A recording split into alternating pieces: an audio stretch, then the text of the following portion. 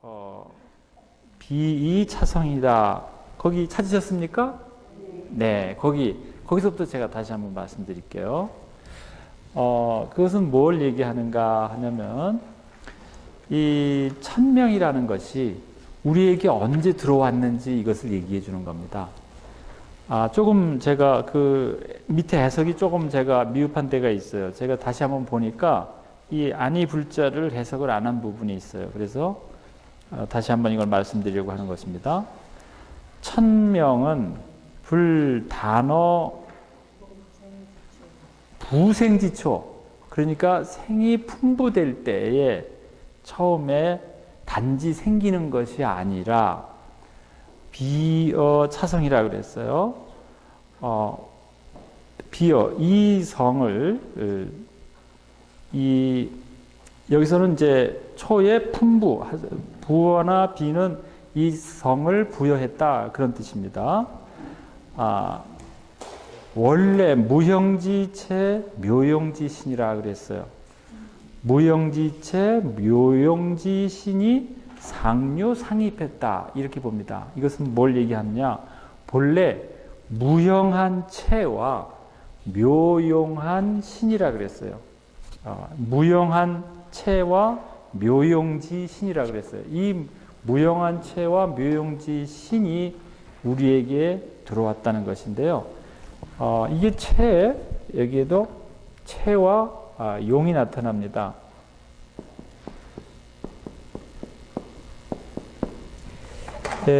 이 체와 이거 지워지지 않는 펜이네요. 네, 그 체와 용이라는 말이 있는데요. 바로 여기서 이제 이런 말이 나왔어요. 우리가 태어나고 잉태되었을 때, 생을 가졌을 때 우리 마음 안에 무형지체와 묘용한 신이 들어왔다는 것이죠.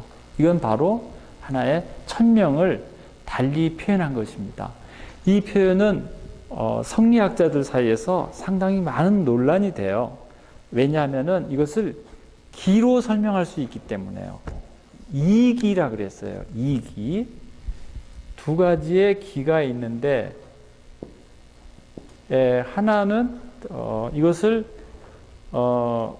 본체가 되는 것, 그 다음에 작용이 되는 것, 이런 식으로 체용으로서 이것을 여기서 이제 설명했는데, 이 본래는 이기라는 것은 음과 양을 얘기하는 것입니다. 음과 양을. 그래서 여기가 양이면은 여기가 음이 되죠. 이렇게 이것을 이제 각각의 기라 그래요. 두 개의 기. 그런데 이 전체는 하나가 되지 않습니까? 이것을 하나의 기라고 보는 것이죠. 그런데 천명이라는 것은 이렇게 우리 안에 여기서는 두 가지의 형태로서 표현을 해서 들어왔다 그랬어요. 그래서 하나는 아주 본질적인 것, 하나는 묘용한 신이라 그랬거든요. 그러니까 좀 다사는 이기의 어떤 그 표현을 빌어서 이 정신의 상태, 우리 마음의 상태를 여기서 얘기하고 있습니다. 그리고 그것이 이러한 류가 이류 상입하고 여지 상감자라 그랬어요. 이러한 류가 우리 몸에 서로 들어와서 함께 더불어서 섞여 있다, 서로 감응한다, 그렇게 얘기했습니다. 그러니까 본래 무형한 체와 묘용지 신과 같은 유로 들어왔다.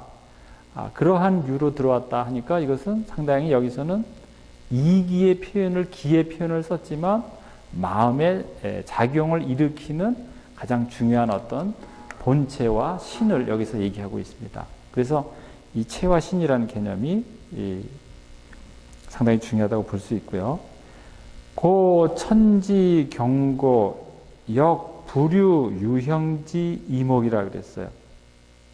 그런 까닭으로 천의 계고는 하늘의 경고라고도 볼 수 있는 것이죠.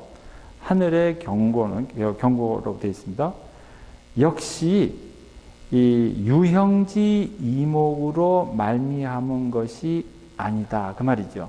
이것은 뭐냐면은 유형한 이목이라는 것은, 우리 이목이라는 건 다 형태가 있잖아요. 그러니까 우리가 어떤 경고를 듣는 것은 유영한 이 눈과 귀를 통해서 우리가 그러한 명령을 듣고 우리가 그것을 따라서 행하는 것이 아니라는 거죠. 그러니까 그것은 어떠한 형태인가? 매종 무형 묘영지 도심 유지 회지 이렇게 얘기했어요. 매번 무형하고 묘용한 도심이라 그랬어요. 무형 형태가 없고 묘용하다. 이것은 아주 묘하다. 우리의 인식 차원으로서는 알 수 없는 그런 방식으로 우리를 이끌기 때문에요. 이것은 신앙인에게는 상당히 쉽게 이해되는 부분이지만 신앙을 갖지 않은 사람들한테는 어려워요. 어떻게 내가 신앙을 갖게 되었는가? 이것은 상당히 묘용과 관련되어 있는 부분이죠.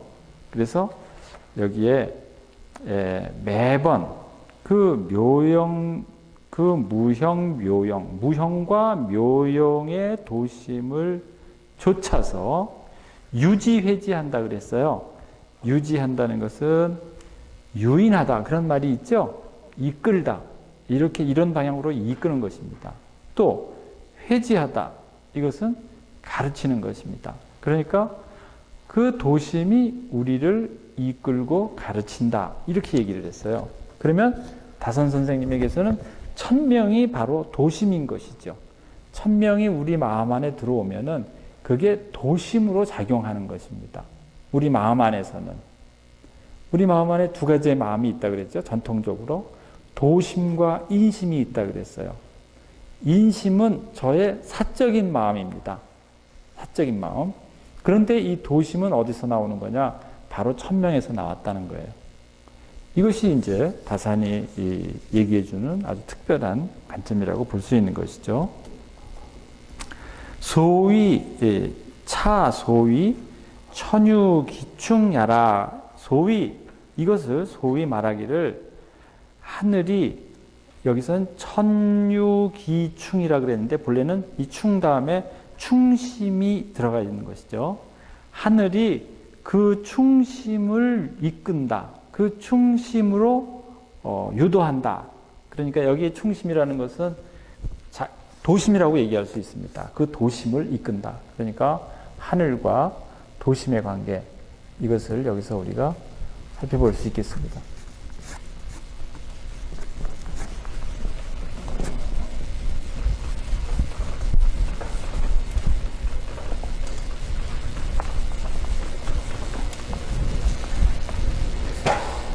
채용은 항상 여기에 남아있어요. 우리가 잊지 않게 될 것입니다. 채용이 뭔지. 본체와 작용이에요. 본체와 작용. 이것은 아주 서양 사람들은 현상이라는 말을 아주 늦게 쓰기 시작했지만 동양에서는 일찍이서부터 본체와 작용은 떨어질 수 없는 거예요. 그런데 우리가 이제 그래서 이것을 일컬어서 하늘이 우리의 충심을 이끈다. 우리의 도심을 이끈다. 이렇게 얘기했고요. 순기유이 종지 봉천명자야. 그렇게 얘기했는 것이죠. 그 이끔을 따라서 이끔에 순종하여서 종지 그것을 따르는 것을 따라서 봉천명자는 그래서 천명에 순명하는 자는 천명에 그 순종하는 자는 천명을 또 받들다 우리가 승이나 봉을 쓸 때는 받들다 이런 뜻도 쓰거든요. 천명을 받드는 자는 만 기유의 위지 역천명자야. 그래서 그것은 이제 봉천명자라고 얘기할 수도 있고 또 그 반대로 만 기유의 위지 그 입금을 태만히 하고 그것을 어기는 것은 역천명자다. 그것은 천명을 어기는 것이다. 이렇게 볼 수 있는 것이죠. 갈불개신, 갈불공구. 그러니 어찌 개신하지 않을 수 있고 어찌 공구하지 않을 수 있겠는가. 이 말은 바로 개신 공구하지 않을 수가 없다. 그 말이죠. 그래서 우리가 개신 공구하는 까닭은 우리 마음 안에 도심, 즉 충심이 내재되어 있기 때문에 그런 것이다 하는 것을 다시 한번 여기서 한번 살펴본 것입니다. 그 다음에 천지영명 직통인심 무은불찰 무미불초 이랬습니다. 천지영명, 하늘의 영명이라는 것은, 이 영명이라는 말은 사실은 그 양명학적인 표현입니다. 양명학에서 이 영명이라는 말을 썼어요. 그래서 그런데 이 인간의 심이 영명하다라는 말을 다산이 이걸 이어서 사용합니다. 상당히 그 양명학적인 용어를 수용했다고 볼 수 있는 부분인데요. 여기선 그러한 양명학과는 달리 양명학에는 어떤 신에 대한 개념은 없죠. 이것은 오히려 더 인격적인 관계로서의 영명성을 얘기하고 있기 때문에 내용적인 측면에서는 좀 다르다고 볼 수 있어요. 그래서 영명지심이라 그래요. 우리의 마음을, 영명한 마음. 이것은 뭐냐? 바로 천명을 알아듣는, 그래서 그 천명에 따르는 마음이죠. 그래서 그 하늘의 영명성, 바로 그 하늘과 직통하는 것입니다. 여기에 직통인심이라 그랬어요. 하늘의 영명성은 인심에 직통하니, 인심에 직통하지만 무은불차지예요. 인심에 직통하여 무은불찰이니까 드러나지 않고 그 살피지 않음이 없으나, 그러니까 이것은 뭐냐면 이건 약간 이중부정에 대한 것인데요. 표현을 이렇게도 합니다. 무은불찰이라 그래요.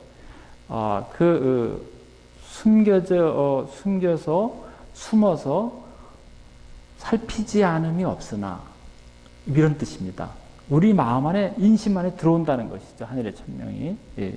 그래서 우리를 살피지 않음이 없으나, 또 은미하나 그것이 밝혀지지 않음이 없다. 두 번 이것도 같은 말이죠. 은미하지만 밝지 않음이 없다. 이것은 아주 우리한테 잘 드러나지 않습니다. 은밀해요. 은밀하지만 밝지 않음이 없다. 그 말이에요. 조임차실, 일감제자, 인구지차, 수유부담자, 수유대담자, 불능불, 계신, 공구이라. 이것도 이제 같은 말인데요. 차실, 이 방에 임하여서 비추어, 이 방에 임하여 비춘다, 그런 뜻이죠. 그리고 또 일감제자, 여기에서 나날이 이것을 살펴보시니, 이것을 살피시니, 우리의 삶을 살피신다는 거죠. 인간이 진실로 이것을 안다면은 비록 대담자라도 어찌 계신하고 공부하지 않겠는가, 그런 말입니다. 상당히 이 표현은 이 하늘의 영명성이 우리에게 어떻게 내재하고 우리와 어떻게 관계하는지를 설명하는 부분이라고 할 수 있어요. 전통적인 그 성리학과는 다른 해석인 것이죠. 그래서 왜 우리가 삼가하고 두려워하는가? 그것은 하늘의 말씀이 우리 마음, 우리 인심 안에 들어와서 밝게 우리를 비추고, 우리 밝게 비춘다는 것은 우리가 무엇을 하는지 스스로 깨닫게 한다는 것이죠. 그렇게 해서 우리가 올바른 마음으로 나아가도록 돕는다 하는 것입니다. 그런 점에서 이 천명성이 아주 중요한 인간의 도심으로서 나타난다는 것을 설명하고 있는 것이죠. 중요한 것은 이제 여기서 천지영명이라고 그랬습니다. 하늘의 영명함. 그런데 나중에 다사는 영명지심이라고 그랬어요. 그 영명함을 알기 때문에 우리 마음에 그러한 영명한 마음이 있다. 이 말은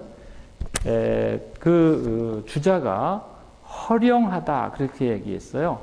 내 마음이 허하고 아주 허령하다, 또 허령불매라는 말을 했습니다. 어둡지 않다, 그렇게 얘기했거든요. 제 2장을 1장 하는데 너무 오래 걸렸어요. 그런데 동양에서 제가 그렇게 말씀드렸죠. 1장이 끝나면 반이 끝났다고요. 네, 이제 우리가 반 정도는 조금 이해했다고 볼 수 있습니다. 그리고 1장의 내용이 여기에 다시 구현되는 설명입니다. 2장 보면은 그런 말씀이 있어요. 중리왈 군자 중용 소인 반중용이다. 그런 말이 있어요. 그렇죠? 네. 중리는 누구죠? 공자님이죠. 공자님은 군자는 중용하는데 소인은 중용하지 않는다. 그래서 반중용이라 그래요. 근데 여기에 대해서 다산 선생님이 어떻게 주석을 붙였냐 하면은 절상사지 중리지학 원어요순 고대학지 명덕신민 기제요순할 극명준덕 이 친구족이라 그랬어요. 이평백성 이협만방. 여기까지만 보면은요, 여기선 감히 그런 뜻이죠. 삼가, 감히 절이란 그런 단어인데요. 감히 내가 일찍이 살펴보니까, 생각해보니까, 중리의 학은, 공자님의 학문이라는 것은 원어요순, 본래 요순에게서 근본하는 것이다. 그 말이에요. 근본하는 것이다. 그러니까 공자님이 수리부작이라는 말씀하셨거든요. 수리부작이라는 말은 뭐예요? 내가 임의대로 작하지 않았다 그 말이에요. 전승되어 온 것을 내가 잘 정리해서 그 의미를 깨닫고 다시 전해주었다 하는 것이죠. 온고이지신이라는 말도 바로 그런 말입니다. 그러니까 임의대로 작성하거나 제작하지 않았어요.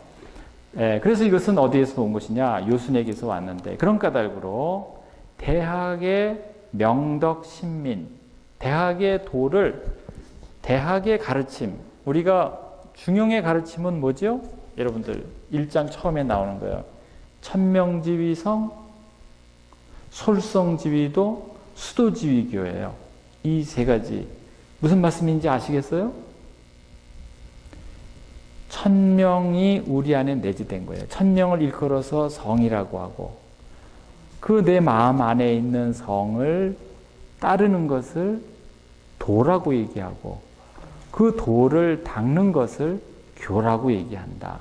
그래서 성과 도와 교가 아주 중요한 개념이에요.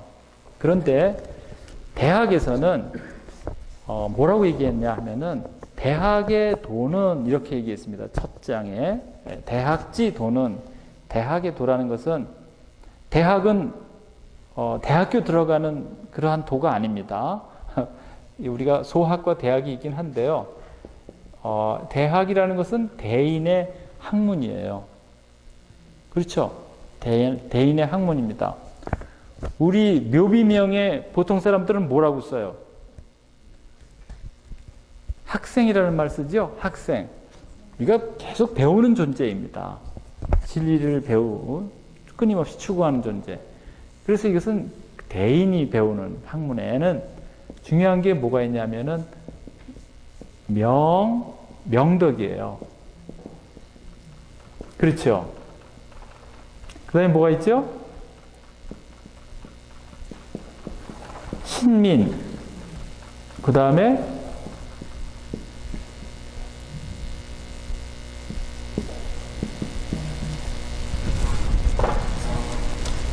지어지선이라는 말이 있죠. 지극한 선에 머무르는 것이에요. 이것이 대학의 삼강령이에요.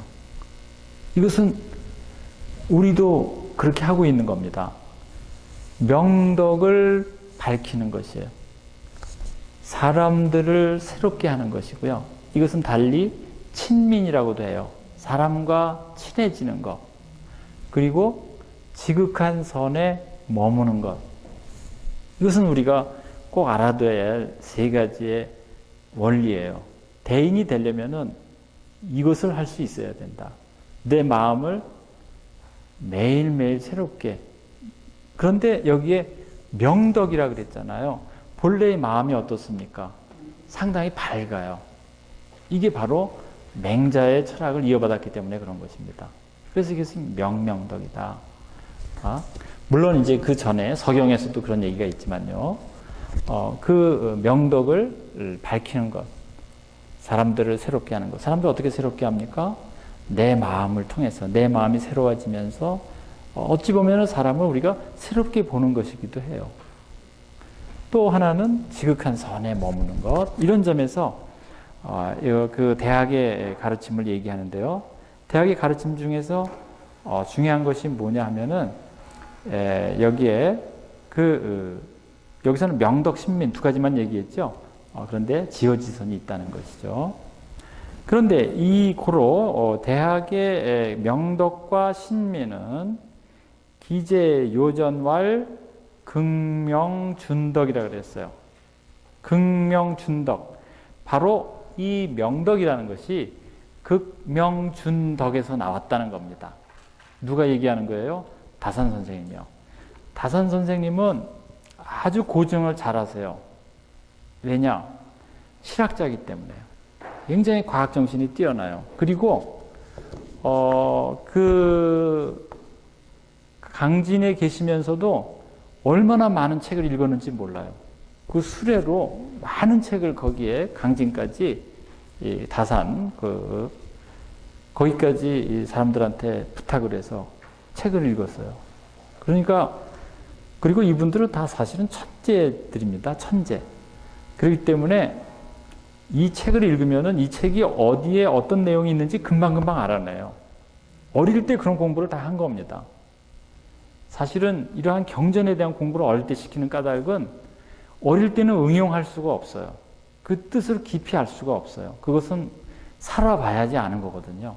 삶을 통해서 그런 지혜가 생기는 건데 어릴 때는 일단 그 내용이 좋은 거니까 머릿속에 다 이것을 암송해서 넣어놓는 것이죠. 그런데 날이 갈수록 그 의미를 하나하나 깨닫기 시작하는 거예요. 공부가 그게 공부죠. 내가 알고 있는 것을 그대로 꺼내서 내가 실행해 보는 겁니다. 그래서 깨닫는 것. 그게 시습이라 그랬죠. 학이 시습이에요. 내가 알고 있는 것을 그대로 해보는 것. 해보지 않는다면 우리가 알 수가 없어요. 그냥 아는 지식을 동양에서는 그런 지식을 요구하지 않았습니다. 늘 내가 내 삶의 여정 속에서 내 실천적 삶 속에서 그 의미를 깨닫는 것이 상당히 중요한데요. 그런 점에서 극명준덕이라는 말은 무엇인가? 큰 덕을 밝힌다 그 말이죠. 똑같아요. 능히 큰 덕을 밝힌다 그 말이죠. 어떻게 밝히느냐? 친구족이라 그랬어요. 구족과 함께 하면서요. 구족과 함께 하면서 친히 구족과 함께 하면서 이 구족이면 어떻게 구족일까요?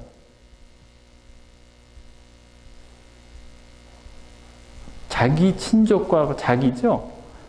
위로 4대, 아래로 4대 하면 구족되죠. 제가 알기로는 그렇게 구족일 것 같습니다. 그러니까 위로 내가 그만큼, 그러니까 우리가 보통 친족이나 이렇게 할 때는 위로 아래로 내가 다 내 주변에 있는 사람들을 다 친하게 지내는 것이죠. 그게 왜냐하면 가장 기초 공동체이기 때문에요. 가정을 가장 모든 사회가 가족으로부터 시작된다는 게 유교의 가르침이거든요. 그 다음에 이평백성, 백성을 편안하게 함으로써 이 준덕이라는 것이 극명준덕이라는 것이 그냥 생기는 것이 아니고 명덕이라는 것이 그냥 생기는 것이 아니라는 겁니다. 그냥 일어나지 않는다는 것입니다. 우리가 사람들과 친족과 친하게 하고 백성들을 편하게 하고 내가 어떤 지위에 있을 때 그 지위에 맞게 내가 행동할 때 내가 편하게 할 수 있는 것이죠. 만방과 협력함으로써 그렇게 가능하다는 것이죠. 또 뭐가 있냐 하면은 기재 고요모왈 신궐수신 여기 신수라 그랬죠. 돈서 구족 서명여익 이가원제 자라 개 시수신제가 지국 평천하지 설이다. 이렇게 얘기했습니다. 이것을 풀어보면은요, 고요 뭐라 그랬습니다. 서경에 보면은 고요라는 재상이 있어요. 고요라는 재상. 이 고요라는 재상이 상당히 뛰어난 재상입니다. 왜냐하면 순임금 때의 재상이에요. 그래서 순임금 때의 재상인데, 이게 모라는 것은 어떤 묘책을 내놓는 것이죠. 고요가 어떠한 정치에 대해서 이렇게 했으면 좋겠다 하는 것을 우리가 도모하다 뭐 이런 말 쓰지요. 그게 바로 이 묘책을 내놓는 것이, 어떤 방책을 내놓는 것이 바로 고요모입니다. 그러니까 고요가 내놓는 어떤 대안이에요. 그런데 거기에 그러한 정책에 대한 대안들이죠. 거기에 뭐라 그랬냐 하면은 신궐신수라고 그랬어요. 신궐신수라는 수신이라는 것은 진실로, 뭐 여기서는 진실로 수신을 행하라 그 말이죠. 다른 게 아닙니다. 수신을 행하라. 그 다음에 돈소구족, 구족에게 돈독히 이것을 펼쳐라 그 말이죠. 자기가 할 수 있는 덕을 펼쳐라 그 말입니다. 그 다음에 그렇게 해서 서명여익, 모든 것이 밝아지고 힘써서 그것도 공경하라 그 말입니다. 그 다음에 이가 원제라 그랬어요. 가까운 데서 가원, 멀리, 이때 이는 가까울 이거든요. 가까운 데서 멀리 미칠 수 있는 것은 바로 제 자라 그랬습니다. 여기서부터 일어나는 것이다. 내가 있는 자리서부터 일어나는 것이다. 이렇게 얘기했어요. 뭐 요새 우리 많이 그런 쓰죠. Here and now 그런 말 많이 쓰는데요. 이거 오래전서부터 이 대학이나 중용을 보면은 이런 내용은 사실은 오래전서부터 있었던 거예요. 바로 내 자리로부터 그러한 덕성의 펼쳐짐이 나타난다 그 말이죠. 개시 수신제가 지구평천하, 모두 이것이 수신과 제가와 치국화 평천하의 이야기다. 그렇게 얘기하는 것입니다. 이해 좀 되시겠습니까? 네. 조금 되시는데 제 설명이 부족해서 여러분들한테 조금 안 될 수도 있어요. 그럼 그 다음에 이제 문장을, 이것은 바로 이제 군자가 중용을 할 때 어떤 방식으로 하는가, 소인은 거기에 미치지 못하는 까닭이 어디에 있는가, 이것을 이제 밝히려고 하는 것이죠. 네. 그 다음 내용을 한번 보도록 하겠습니다. 전성 후성지 언이 양령 부절 해독 중용이자 위중리소 창건 이 요순지 세무차설호 이렇게 되어 있습니다. 전성과 후성, 그러니까 앞선 뛰어난 그러한 성인들, 왕들이죠. 그 다음에 그 뒤를 이은 그 성인들의 성왕들의 말씀은 약령부절, 이 부절이라는 것은 사랑하는 사람이 헤어질 때 서로 신표로서 잘라놓고 서로 헤어졌다가 나중에 만나는 거 있죠. 그걸 우리가 부절이라 그래요. 그래서 이걸 맞는지, 왜냐하면 오래 있다 만나면 서로 못 알아보잖아요. 그래서 이것을 서로 맞춰봐서 바로 그 사람이구나 이렇게 보는 것이죠.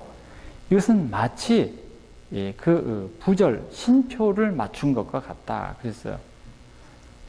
이건 이렇게 읽어보니까 중용에 있는 말씀은, 중용과 대학에 있는 말씀은 이미 서경에서 이미 얘기한 것이니 이것이야말로 꼭 부절을 맞춘 것과 같다. 여기에 어찌 단지 중용 두자만이 위중용소 창건, 공자께서 이것을 창건, 홀로 이것을 만들었겠는가 이렇게 반문하는 것이죠. 요순이 이 요순의 시대에는 그러한 설이 무차설호, 요순지세는 무차설호 이렇게 봐야 되겠죠. 요순의 시대에는 이 이야기가 없었을까 이렇게 보는 것입니다. 금, 안, 고요모, 고요진, 구덕지목, 기, 일왈, 관이율 거기까지만 볼게요. 그만 오늘의 내가 이것은 아니라는 것은 살피다. 지금 내가 고요모를 살펴보니까 고요모는 서경에 있다 그랬죠? 네, 서경에 고요가 쓴 정책에 대한 어떤 정치에 대한 방안이라고 그랬어요. 고요모를 살펴보니까 고요가 구덕의 덕목을 여기에 나열해 놓았더라. 이 말입니다. 고요가 지인 구덕지목인데 그 하나가 관이율이에요. 관이라는 건 뭐죠? 너그러운 것이죠. 너그러운데 너그럽지만 너그러운 가운데서도 아주 고든 게 있어요. 너그러우면 우리가 다 허용할 것 같죠. 그런데 그렇지 않고 아주 굳셈이 있다 그 말이죠. 너그러운 가운데서도. 그래서 이것이 율이 있다. 불편호 관이 제지이 율즉 중요하다. 이렇게 얘기했어요. 관에 편벽되지 않고 율로서 구제하니, 율로서 시행하니, 너그럽게 하면서도 엄격하게 한 부분이 있다 그 말이에요. 그렇게 하니까 이것을 뭐라 그래요? 중이라고 얘기한다. 임금님이 너그럽기만 해요. 그러면 나중에 백성이 어떻게 되겠어요? 백성들이 함부로 하겠죠. 기탄 없이 하겠죠. 나중에 우리가 무기탄이라는 말이 나옵니다. 기탄이 없이 막 자기 마음대로 합니다. 근데 거꾸로도 될 수 있어요. 통치자가 기탄 없이 할 수도 있습니다. 이건 이제 큰일 나는 것이죠. 그래서 이것이 첫 번째 관기율이 바로 그런 거예요. 기, 이왈, 유일입이라 그랬어요. 불기여유의 제지일입 즉 중요하다 그랬습니다. 이것은 뭐냐? 유라는 것은 이것은 상당히 유하다. 우리가 그런 말을 하죠. 유한 거. 유하지만은 거기에 자기의 중심이 있다. 유일입이에요. 어떤 사람, 그런 사람 우리가 있잖아요. 저 사람 너무나 유해. 그렇게 얘기하죠. 겉으로 보기에는 유해요. 그런데 내 마음 안에 중심이 있죠. 이것이 바로 중이라고 볼 수 있는 거예요. 그래서 뭐라고 얘기했냐 하면은 불기여 여기에 유에 기대다. 유에 기울어지지 않으면서 입으로써 처리하니. 입이라는 건 서다, 세우다 그 말이죠. 그렇게 하니까 정체성을 이끌어 주니까 이것이 바로 중이다. 이것은 가르치는 데에서도 그렇고요. 이것 사실은 가르치는 덕목입니다. 이 덕목은 뒤에 나오지만은 그 얘기편에 나와요. 이게 또 얘기편에. 그래서 교육을 할 때 중용으로서 가르친다는 거예요. 그냥 가르치지 않고 아이들을 유하면서도 입하게 한다는 것이죠. 관하면서도 율하게 하는 것. 이거 상당히 어려운 것이죠. 또 그 다섯 번째는 뭐라고 얘기했냐면은 기오왈 요이의라 그랬어요. 이 요이의라는 것은 요자도 여기에는 유순하게 하다 그런 말입니다. 유자하고 좀 비슷한데요.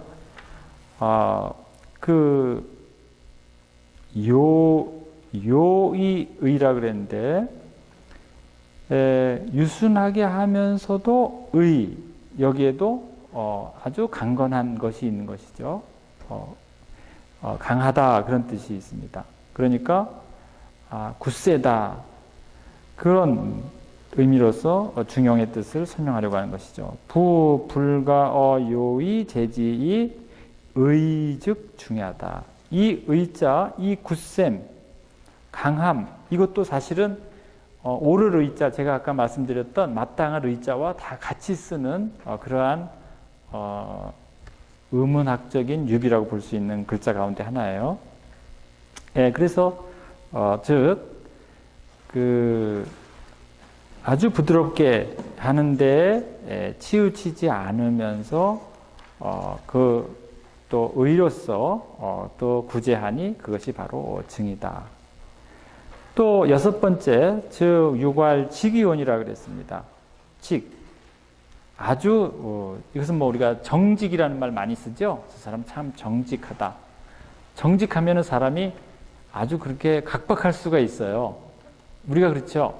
어떤 사람은 정말 매사에 너무나 엄격해 이렇게 얘기하는데 직이온이라 그랬어요. 부, 불가, 직이 삼지이 온즉 중야 그랬습니다. 직에 치우치지 않고 직에 너무 치우치지 않으면서 또 온으로서 삼, 이 삼자가 저는 너무나 좋은 삼자예요. 삼수변의 이 삼자, 참여할 삼자, 참자라도 됩니다. 이건 뭐예요? 스며들 삼자예요. 스며들 삼자. 그러니까 따뜻하게 그 마음 안에 스며들도록 한다는 것이죠. 그러니까 이것이 바로 중이다 그 말이에요. 마음에 들지 않습니까? 저만 좋아하는지 모르겠어요. 저는 이 말씀들을 들으면은 정말 옛날 분들이 교육을 정말 철저하게 하셨구나 하는 생각이 들어요. 요즘 이런 교육 하지 않습니다. 요즘 뭘 해요? 요즘 강한 것, 뭐든지 이기는 것, 이런 중용의 교육을 가르치지 않아요. 그게 그러니까 폐단이 나타나는 것이죠. 그러니까 차피지요. 앞에 것을 겸하여서 앞에 것의 불편, 어디에 치우치지 않아서 뒤에 것을 겸한다. 그 말이죠. 그게 바로 다 이 앞에 나와 있는 그 몇 가지의 그 것들을 다 이렇게 볼 수 있습니다. 그것과 같은 뜻을 겸하고 있는 것이다. 그러니까 앞의 뜻과 뒤의 뜻이 서로 겸해졌을 때 이것을 우리가 중용이라고 얘기할 수 있는 것이다.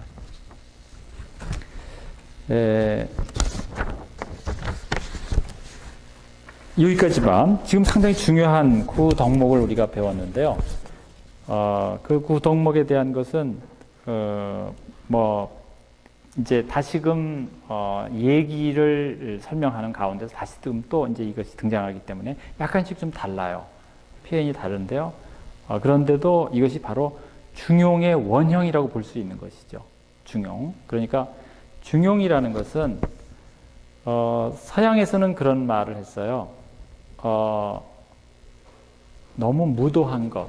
내가 용기가 넘치는 걸 뭐라 그래요? 비겁의 반대가 뭐죠?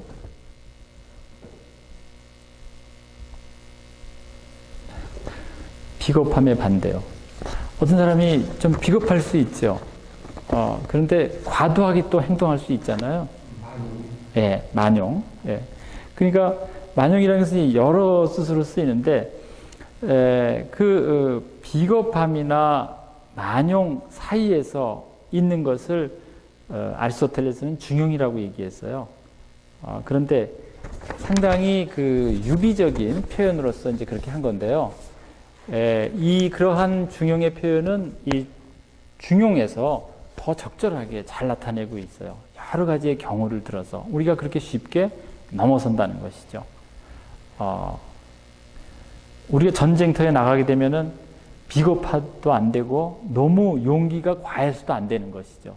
진정한 용기라는 것은 그 비겁함과 그러한 과도한 용기 사이에 있는 그러한 만용 사이에 있는 것이라고 볼 수 있는데 그런 점에서는 상당히 유사한 점이 있습니다. 그런데 이 중용은 그러한 것뿐만이 아니라 내가 그러한 상태를 유지하기 위해서는 부단히 계신 공부해야 된다는 것이죠. 그 수행성이 따르지 않으면 그렇게 되지 않는다는 거예요. 물론 서양 철학에서도 그러한 수행의 과정을 얘기합니다. 우리가 잘 알고 있는 아카데미아나 아리스토텔레스가 세운 리케이온이나 스토아 학파나 사실 그 학파들이요 전부 다 수행하는 곳이었어요. 근데 우리는 그냥 뭐 학문을 배우는 곳으로만 알고 있잖아요. 그렇지 않습니다. 거기도 다 수행하는 곳이었어요. 고대의 그런 학원들은 다 그랬습니다. 고대의 동양에서는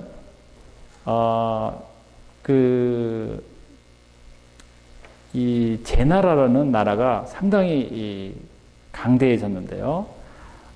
그 제나라가 많은 학자들을 키운 직하라는 그 직하 학파가 있어요. 그것도 하나의 아카데미입니다.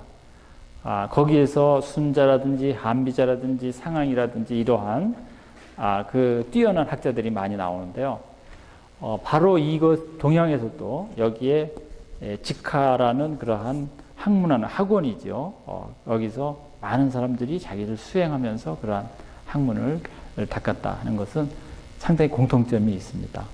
물론 이제 이것은 우리에게 글로만 남겨져 있기 때문에 우리가 다 그것을 검증하기는 어려운 점이 있는데 많은 학자들이 최근에 와서 새롭게 접근하는 것은 삶의 양식으로서 철학을 했다. 이것이 그냥 철학을 한 게 아니에요. 스페큘레이션, 무슨 사변으로서 철학을 한 게 아니라 내 삶의 양식으로서의 철학을 필요로 했다는 것이죠. 이것이 이제 동서양에 유사한 점이 있고 이런 점에서 중용도 아리스토텔레스의 중용과 또 그 동양의 뭐 우리가 자살하고 얘기하는 그 중용이 또 그런 유사점이 있다 이렇게 말씀드릴 수 있겠습니다. 조금만 쉬었다가 뒤에 부분 또 말씀 나누죠.